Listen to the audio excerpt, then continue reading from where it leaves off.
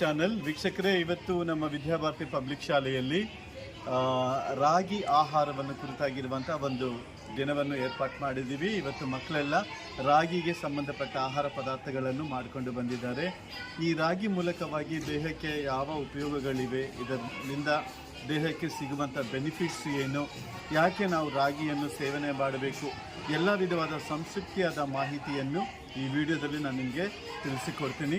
ಬನ್ನಿ, ಯಾವ ಮಕ್ಕಳು ಯಾವ್ಯಾವ ರೀತಿಯಾದ ಒಂದು ಆಹಾರ ಪದಾರ್ಥಗಳನ್ನು ಮಾಡಿಕೊಂಡು ಬಂದಿದ್ದಾರೆ ಅಂತೇಳಿ ನೋಡೋಣ.